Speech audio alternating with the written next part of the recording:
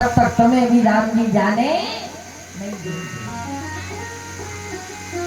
राम जी से लक्ष्मण जी कहते बताओ लक्ष्मण अब हम क्या करें, छोटे भैया से सलाह लेनी चाहिए। लक्ष्मण जी कहने लगे भैया अभी बोल लोगे तो कोई बात नहीं, लेकिन जब विवाह हो जाएगा उसके बाद हम जरूर कहेंगे कि पहली बार कोई ऐसा मैंने दुनिया में आदमी देखा कि वो ससुराल में गया और विवाह के पहले अपनी पत्नी की जय जय करने लगा। अभी विवाह हुआ नहीं, उसकी पहली पत्नी की जय जय होने लगी। अभी हम कुछ नहीं करेंगे भैया, अभी बोल दो। मालिक कहते जल्दी बोलो। तो महाराज राम जी ने पता है क्या कहा, बोली भक्ति मती सीता महारानी की। अब उन्होंने ये नहीं कहा कि सीता जी की जय, क्या कह दिया, भक्ति मती सीता महारानी की जय। देखो बात समझ में आई होगी आपको, हमारे कहने का आशय क्या है। राम जी कहने लगे हम अपनी अर्धांगिनी की जय जय नहीं कर रहे, हम तो भक्ति रूपी सीता जी की जय जयकार कर रहे हैं। महाराज बार बार प्रणाम करने के बाद माली ने श्री राम जी को अंदर जाने दिया। अरे है का भैया महाराज भक्ति महारानी श्री सीता जी की जय बोली। फिर बगिया में राम जी पहुंची। फूल बगिया में महाराज पुष्पों का चयन कर रहे हैं और वहां से हमारी सीता महारानी किस चीज के लिए आ रही है, माता रानी का पूजन करने के लिए। क्यों? क्योंकि उनके लिए अच्छा वर मिले। तो माता जी अकेली नहीं आई, कितने लोगों के साथ आई, 7 सखियों के साथ, और माता जी 8वीं। इसलिए आपने देखा होगा जब भागवत में कितनी पटरानी थी, 16,000 के केवल 8 यजमान। अब मर गए भैया, मुन्ना महाराज कह रहे 16,000 पटरानी थी, अब कह लगे 8 पटरानी थी। यजमान की तो शोक न करियो, हम तो आनंद ले रहे हैं, है कि नहीं। तो कितनी केवल 8 पटरानी थी और 16,100 रानी थी। अब महाराज जो 7 सखियां थी महाराज, वे सब 7 सखी बनी और माता सीता जी रुक्मणी बन करके आई, जो कि 8वीं पटरानी के रूप में परिवर्तित हुई।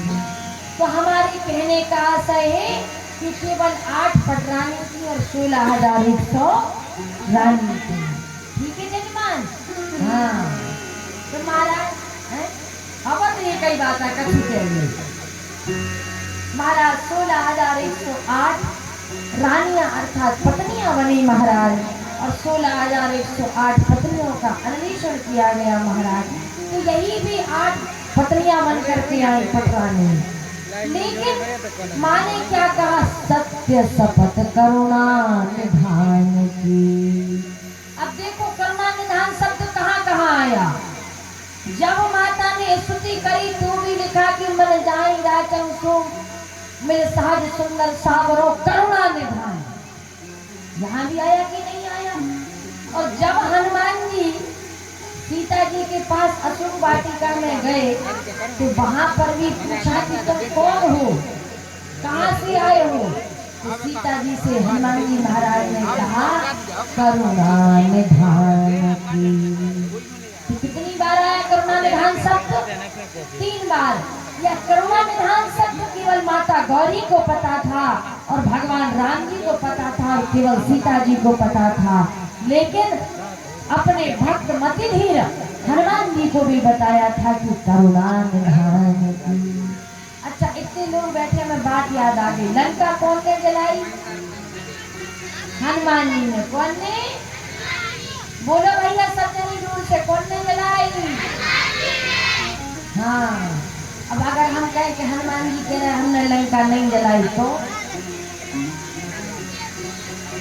आप लोगों ने हनुमान चरित्र सुना होगा, उसमें लिखा हुआ है, जो कि तुलसीकृत भी है, उसमें लिखा हुआ है महाराज कि हनुमान जी ने लंका को स्पर्श तक नहीं किया है।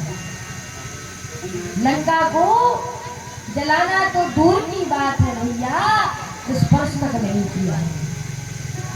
और लंका हनुमान जी ने नहीं जलाई, लंका तो भैया 56 लोगों ने मिलकर के जलाई है। कितने लोगों ने? हाँ, अच्छा कब हम कथा सुनाएंगे ना, हम आगे बढ़ जाएंगे। अब देखो भी 56 कौन कौन थे, सुनिएगा। चलत 49 मर्दगण, कितने हो गए जी? 49। ये कौन थे? मर्दगण थे। मर्दगण यानी हवाएं, जो 49 प्रकार की आई चलने के लिए। 50वीं सहायता शनिदेव, राहु और केतु ने करी। किसने? शनि, राहु और केतु। आप लोगों ने सुना होगा कि शनि, राहु और केतु ये रावण की तीनों कैद में रहते थे कि नहीं रहते थे? तो भगवान ने तीनों को आदेश दिया था कि अगर लंका जल गई तो सब कैद से मुक्त हो जाओगे। इसलिए महाराज इन तीनों ने भी सहायता करी, क्योंकि इनको कैद से मुक्त होना था। अच्छा कितने लोग हो गए? 49 और 3 52 हो गए कि नहीं हो गए? 53वीं सहायता खुद की सगी बहन सूर्पनखा ने। कैसे? सुनिएगा। तुम सम पुरुष नमो सम नारी, यह संयोग विधि रचा विचारी। तुम्हारे समान पुरुष और मेरे समान कोई नारी जगत में नहीं है, इसलिए तुम और हम विवाह रचा है। ऐसा किसने कहा था? सूर्पनखा ने। सूर्पनखा का अर्थ क्या होता है? सूर्पधन नखा, जिसके नख सूपा के समान थे, उसका नाम क्या पड़ा? सूर्पनखा। महाराज सूर्पनखा महाराज रावण की बहन थी। तो सूर्पनखा के पति का नाम था विद्युज्ज्वला। विद्युत यानी बिजली और जिह्वा माने जीव, जिसकी जीव में ही करंट हो, जिसकी जीव में ही बिजली हो। तो उन्होंने एक दिन पूरी लंका को रावण करके चला गया इनके बस में। तो उन्होंने पूरी लंका को उठाया और अपने मुंह में रख लिया। अब रावण था नहीं। रावण आया, कहाँ गई लंका? तो उसने कहा हमारे मुख में रखी हुई है। जैसे ही बाहर निकाला तो तुरंत लंका को निकलवाया। तो कहने लगा रावण, पता नहीं आज तो उसने ये कर दिया, कल पता नहीं क्या करेगा, इसलिए इसको आज के आज मार दिया जाए। तो सूर्पनखा के पति को लंका के पीछे मार दिया गया, पता नहीं वो राजा बन जाए। तो सूर्पनखा ने कहा था, भैया जिसके कारण तुम्हारे हमारे पति को मरवाया, चिंता न करना, मैं ही लंका जलाने में सबसे ज्यादा सहायता करूंगी। तो 53वीं सहायता किसने करी? सूर्पनखा ने। 54वीं सहायता किसने करी? महाराज घर का भेदी कौन हुए? विभीषण जी महाराज। अब भैया 55वीं और 56वीं सहायता तो अत्यंत विरक्त है। रावण किसका भक्त था? शंकर जी का या विष्णु भगवान का? शंकर जी का। तो शंकर जी ने ही लंका जलाने में सबसे बड़ी भूमिका निभाई। अब कैसे? सुनिएगा। एक बार की बात है, सब देवियों ने पार्वती जी का अपमान छुड़ा दिया कि बताओ तुम्हारे पति ऐसी जगह पर रखे कैलाश पर्वत पे, हम देखो क्षीर सागर में रहते, ब्रह्मलोक में रहते, इंद्राणी के लगे हम इंद्रलोक में रहते, ऐसे बड़े बड़े देवगण कैसे बढ़िया सोने के महल में रहते, बताओ तुम्हें भूत भावन बोले शंकर भगवान कैलाश पर्वत पर रखे हुए हैं। अगर हमें ऐसा कुछ पता होता तो फिर तो पूछो नहीं। तो पार्वती जी ने आज शंकर जी से कहा, हे प्रभु शंकर, ऐसा घर बनाना कि आज तक न किसी देवता का बना हो और ना बनने वाला हो। भैया ऐसी रातों रात लंका बनाई गई, उसका नाम क्या रखा गया? लंका। जिससे ना कोई सुंदर है और ना कोई सुंदर होने वाला है, उसका नाम था लंका। अब भैया लंका जब रखा गया नाम, तो माल्यवंत जी यानी रावण का जुमाना था, लेकिन रावण का पिता इसका करने के लिए आया उद्घाटन।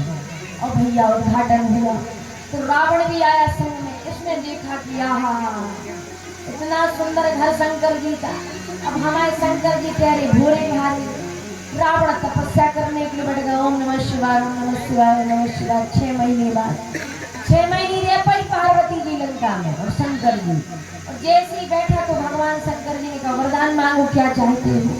तो अगर शंकर जी वरदान में देना ही चाहते हो तो अपनी लंका हमारे नाम पर कर दी।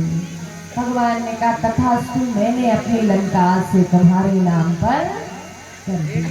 पार्वती जी कहने लगी जिस घर में हम सुख से नहीं रह पाए उस घर में तुम्हें भी हम सुख से रावण नहीं रहने देंगे। मैं तो